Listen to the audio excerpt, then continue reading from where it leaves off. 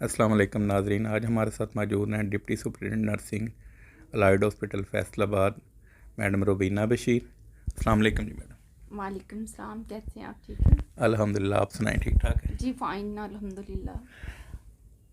आप सबसे पहले तो हम आपकी बायोग्राफ़ी के बारे में पूछना चाह रहे हैं अपने नाजरीन के लिए कि आप कहाँ पे पैदा हुई, आपके पेरेंट्स क्या करते थे, तालीम कहाँ से हासिल की आपने? मैं तहसील जड़ामला में पैदा हुई हूँ और मेरे वालिद आड़तिए थे सब्ज़ मंडी में।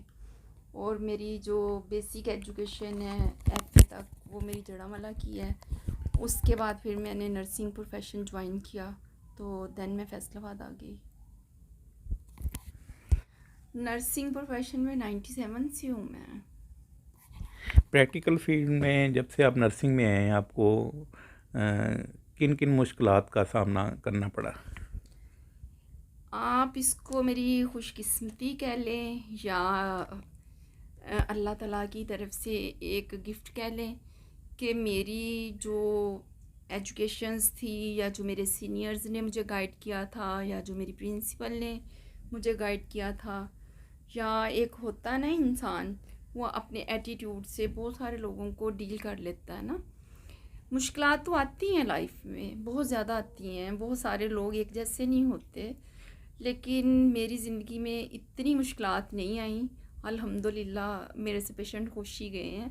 जब मैं स्टाफ पोस्ट पे थी और जब हेड नर्स की पोस्ट पे थी, तो अब अल्हम्दुलिल्लाह के जो मेरी जूनियर्स हैं वो भी मेरे से खुश हैं। पुराने सर्विस पंजाब मेडिकल कॉलेज के प्रिंसिपल और एमएस अलाइड हॉस्पिटल का आपके साथ रवैया कैसा? अल्हम्दुलिल्लाह सर ज़फ़र चौधरी साहब जो वाइस चांसलर हैं उनके साथ मेरे बहुत अच्छे टर्म्स हैं। इवन के कभी कोई प्रोग्राम्स करवाने होते हैं जब, तो वो मुझे नॉमिनेट करते हैं। जैसे 14 अगस्त आ गया या नर्सिंग डे आ गया तो वो हम उन्हीं के साथ सेलिब्रेट करते हैं। वो बाकायदा हमें एडिटोरियम में अरेंज करवा के देते हैं।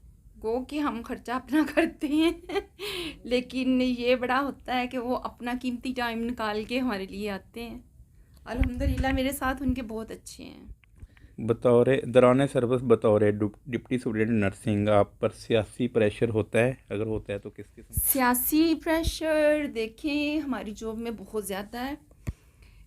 बल्कि मेरा ख़्याल कि जिस सीट्स पे हम हैं हमारी नर्सिस को प्रेशर नहीं हमारे ऊपर डलवाना चाहिए, क्योंकि हम लोग बैठे ही इसीलिए हैं। मेरी सीनियर है, मैं अकेला मैं हूँ, हम दो लोग हैं। बल्कि हमारे पास एक सीट वेकेंट पड़ी है डिप्टी चीफ़ की।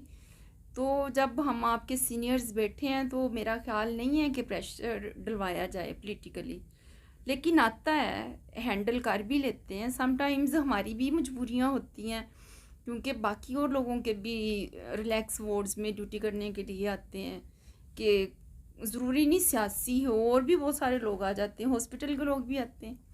तो सियासी प्रेशर को फेस भी करना पड़ता है और कर भी रहे हैं। और मैंने तो बहुत तलख फेस किया है। मेरे ऊपर तो बड़ा कुछ हुआ है, मेरा ट्रांसफ़र कराया गया इसी वजह से, सिर्फ एक दो लड़कियों की वजह से। सरकारी अस्पतालों में जो नर्सिंग की डिग्री करती हैं तालबात, उनको बैरून मुल्क भेजने की पॉलिसी के बारे में आपकी क्या? इसमें मैं एक पंजाबी की मिसाल दूंगी आपको। जैसे माँ बच्चों पाल दिए तो ठीक है, माँ नूं ते फ़ायदा कोई नहीं मिलता, चाचे तायां दे घर जाके फ़ायदे देने वाली गल है। ये वही चीज़ हुई ना कि जब हम अपने मुल्क से अर्न करते हैं, अपने मुल्क से 4 साल की डिग्री लेते हैं, लेके हम अपने मुल्क को तो फ़ायदा नहीं देते ना। हम वही एजुकेशन जाके दूसरों पे अप्लाई करते हैं। मेरा ख्याल है कि गवर्नमेंट ने जब ये कुवैत के लिए लड़कियां भेजी हैं, अब बहुत सारे लोग चले गए हैं। हमारे पास अलाइड हॉस्पिटल में बहुत रेशो है पेशेंट की। आपको पता है ना, इर्द गिर्द के जितने भी यहाँ की एरियाज़ हैं वहाँ पे वो फैसिलिटीज़ नहीं हैं हॉस्पिटल्स में। आ जाके जब पेशेंट क्रिटिकल होता है तो उसको अलाइड हॉस्पिटल में भेज दिया जाता है। तो अब हमारे पास स्टाफ नर्सिस की रेशो कम हो गई है। तो मेरी तो गवर्नमेंट से ये अपील है कि अगर आपने उनको भेजा है, एट लीस्ट उनकी जगह आप डेली बेसिस पे रख लें लड़कियां, ताकि पेशेंट केयर तो प्रॉपर मिलती रहे ना। अब वो हम एक वार्ड से निकालते हैं दूसरी वार्ड में एडजस्ट करते हैं, काम तो चलता है, लेकिन वो वाली नर्सिंग केयर नहीं मिलती ना प्रॉपर वाली। बेसिकली हमारा काम जो है नर्सिंग केयर है। ऑनलाइन जो नर्सिंग की क्लासेस हो रही हैं उसके बारे में आपका क्या ऑनलाइन नर्सिंग की क्लासेस हो रही हैं, आप भी जानते हैं, मैं भी जानती हूँ। जो हम रेगुलर क्लासेस लेके नॉलेज गेन करते हैं ना, उसमें और ऑनलाइन में बहुत फ़र्क है। कुछ लोग तो बहुत अच्छे हैं और कुछ लोगों ने पैसा कमाने का ज़रिया भी बनाया है ऑनलाइन।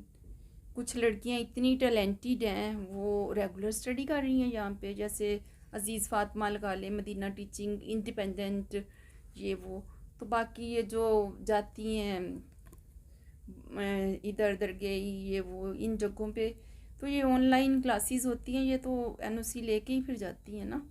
तो ये तो हमें चाहिए कि हम ना दें एनओसी। बतौर नर्स आप इस शोबे में आने वाली नई तालबात के लिए क्या पैगाम देना चाहते हैं? बतौर नर्स तो मैं इनको यही पैगाम दूंगी न्यू जनरेशन को, क्योंकि अब जेनेरिक स्टार्ट हो गया है। अब नर्सिंग वाला नहीं, जैसे हम थे ना, हमारे दौर में ये था कि हमने पहले 10 बजे तक जाना है, आके अपने लेक्चर लेने, बेडिंग करनी, पेशेंट का माउथ वॉश करना, बेडिंग हर काम कर करा के वाइटल्स करके देन हमने वापस आना। 2 घंटे हमने लेक्चर लेना, लेक्चर के बाद फिर हमने वापस आना, आके हमने मेडिकेशन करवानी है अपनी सीनियर्स के साथ।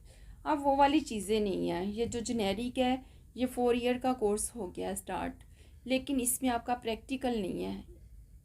प्रैक्टिकल देखिए, बेसिक जो नर्स है उसका प्रैक्टिकल होगा ना, तो पेशेंट पे फिर ही इम्प्लीमेंटेशन हो सकता आने सर बस पेशेंट का आपके साथ है। अगर आप मेरी बात करें तो मेरे साथ बहुत अच्छा अल्हम्दुलिल्लाह पेशेंट्स का, क्योंकि मैंने जिस मेरे आप ऑफिस में आए हैं, यही डिपार्टमेंट था, मेरी सारी सर्विस इसी प्राइवेट वार्ड की है। और अल्हम्दुलिल्लाह मेरे प्रोफेसर शाह साहब, एजाज हुसैन शाह साहब मेरे मोहसन हैं, उनकी वजह से मैं आगे गई हूँ। उन्होंने मुझे गाइड किया था कि अगर आपने इस फील्ड में रहना है, आप स्टडी करो। तो उन्होंने मुझे गाइड किया, मेरी काउंसलिंग की, देन मैं चली गई लाहौर स्टडी के लिए। उसके बाद फिर मैं आई यहाँ पे। प्रोफेसर तारक सलाहुद्दीन थे, रसूल चौधरी साहब थे। अल्हम्दुलिल्लाह कि मेरा बहुत अच्छा प्रोफेसर्स के साथ भी और पेशेंट्स के साथ भी। मेरा ये था कि अगर मेरी नाइट है तो पेशेंट अकेला है या उसके रिलेटिव ने घर जाना है, तो मैंने उनको कह देना आप चले जाएं, जब तक आप नहीं आते मैं आपके पेशेंट के पास हूँ। तो पेशेंट तो देख के भी खुश हो जाते हैं अगर आपका एटीट्यूड ठीक हो ना। अल्हम्दुलिल्लाह मेरे साथ पेशेंट का बहुत एटीट्यूड ठीक है। बस मैं तो यही कहूँगी, she is very nice and lovely lady. मेरे लिए तो एज ए प्रोफेशन भी बहुत अच्छी हैं, बहुत नाइस हैं। ये प्रॉब्लम सॉल्व करती हैं, लड़कियों के साथ इनका बिहेव बहुत अच्छा है। हाँ, फ्रेंडली इन्वायरमेंट है हॉस्पिटल में, हमारे साथ बहुत अच्छी हैं। She is very nice. Madam आप अपनी पर्सनल लाइफ के बारे में बताएं कि आपके हस्बैंड क्या करते हैं, आपका बेबी क्या करता है? बेबी मेरा है। हाँ जी। हस्बैंड मेरे इधर ही हैं। हाँ वो जी। ना इंचार्ज हैं प्राइवेट वार्ड के, यानी कि हॉस्पिटल का कैश जो भी है कचाटम वो उन्हीं के पास आता है। ठीक मेरे है। हस्बैंड बेसिकली बहुत अच्छे इंसान हैं, मुझे उनकी तरफ से कोई रोक टोक नहीं है। जैसे कोई पाबंदियाँ होती हैं ना इंसान को कि ये नहीं करना वो नहीं करना। Thank you very much. जी थैंक यू सो मच, आपने टाइम दिया।